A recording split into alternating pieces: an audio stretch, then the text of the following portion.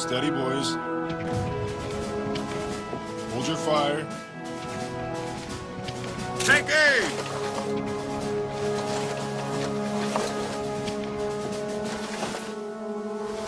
Fire! Then the heavy iron cannon, and some thousands of small arms joined in and made the ground shake under our feet. As soon as the firing began, Captain Patterson came running along. He shouted, "Shoot low, boys! Shoot low! Break 'em!" These Americans, instead of fleeing, stood there and decimated the British line. One cannon blast, they said, knocked out 100 British soldiers.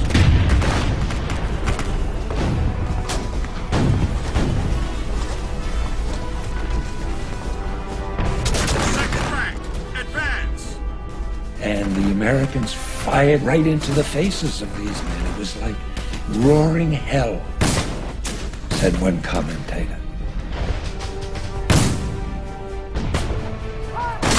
The confusion in the British ranks spreads among one column led by General John Gibbs. Instead of rushing the Americans head on, they pause to return fire, including the 44th Regiment. It is a fatal mistake witnessed by a British officer. Instantly, the whole American line, from the swamp to the point past its center, was ablaze. In less time than one could write it, the 44th Foot was literally swept from the face of the earth. Gibbs's column continues its advance. Soldiers scramble into the ditch in front of the American line, but without extra ladders, they cannot scale the rampart and become easy targets for Americans pouring fire directly into the column. Panic breaks out and erupts into widespread chaos. Gibbs rides forward to rally his wavering men, but gets caught in the deadly fire and falls from his horse, mortally wounded. Soon after, General Keane also goes down. As the British command begins to crumble, Jackson exudes a calm confidence, observing the battle near the center of the American line. But while the center and the left hold strong, the right remains vulnerable. British troops, led by Colonel Robert Rennie, managed to storm the rampart.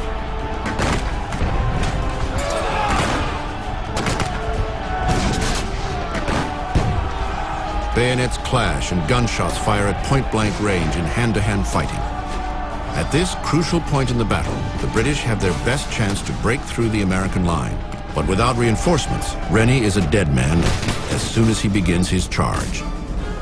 The commanders of the two primary columns have been mortally wounded or killed. Other field officers are dead. There's no one left to command. Pakenham moves forward to try and rally retreating troops. He's hit in the knee. His horse is killed. His aide gets him another horse. But another round of grape shot rings out. He's hit.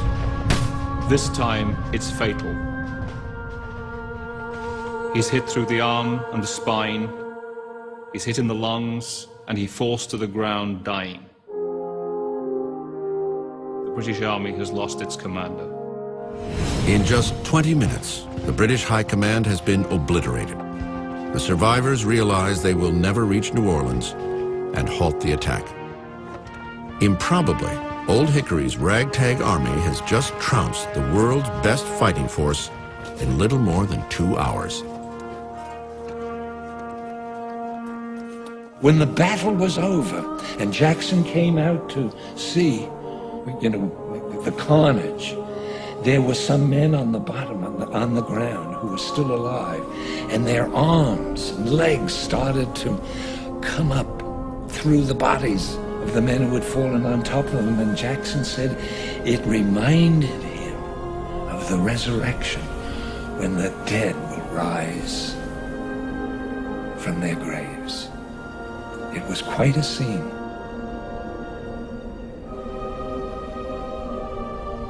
More than 2,000 British soldiers have been killed, wounded, reported missing, or taken prisoner. Americans report only 13 dead and several dozen wounded. There has never been in the annals of military history such a lopsided victory as Andrew Jackson had in defeating the British. It made no sense. Who could believe such a victory?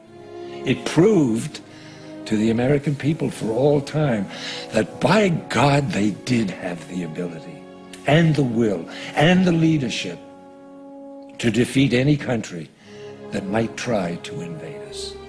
It had been in question. No more, thanks to General Andrew Jackson and the men and women who fought in the Battle of New Orleans. On February 4th, nearly 4 weeks after the battle, news of the victory reaches Washington. The Capitol goes wild. "Glory be to God that the barbarians have been defeated," blared a local newspaper. "Glory to Jackson. Glory to the militia, sons of freedom, benefactors of your country. All hail." There's a new sense of national pride. There's a patriotic fervor where they're voicing things of American virtue and American purity and American values as they had not been since the Revolution. 9 days later, the peace delegation returns to Washington with the Treaty of Ghent, formally ending the War of 1812. The terms of the treaty merely restored territorial boundaries and maritime rights to what they were before the conflict. Ironically, the treaty doesn't resolve the chief cause, impressment, which had ceased to be an issue with the end of the Napoleonic War. Congress ratifies the treaty on February 17th. This War of 1812 started for seemingly such small reasons will end up defining modern America. This war will confirm manifest destiny. It will lead America into the new age. The result of the war enormously changed the capacity of the United States to exist as an independent country under a Republican Constitution. John Adams himself said that Madison's conduct of the war and the way it ended gained more glory for the country than all of his 3 predecessors put together. John Adams was not used to giving praise when it wasn't deserved. Both James Madison and Andrew Jackson, unlikely allies, are hailed as heroes.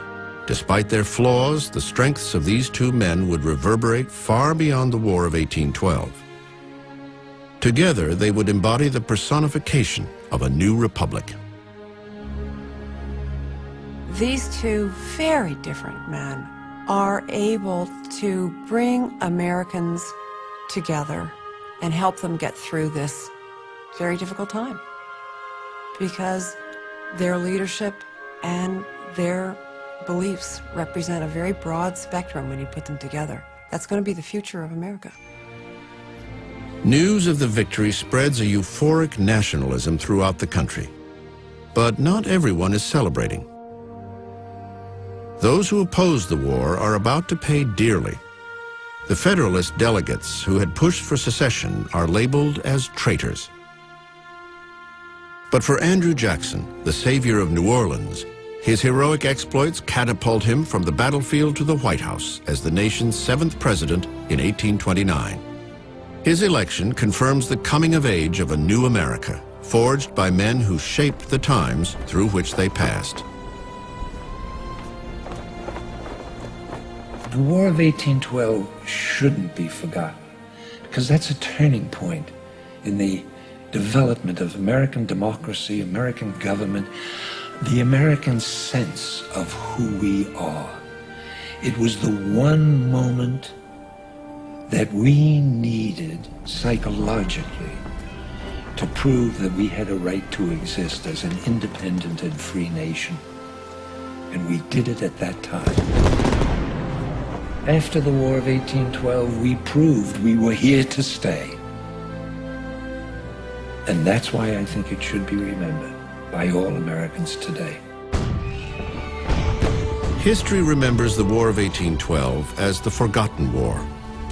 It is a story of courage, endurance, and a little bit of luck. Forged by fire, united by will, a young nation defied the odds and won.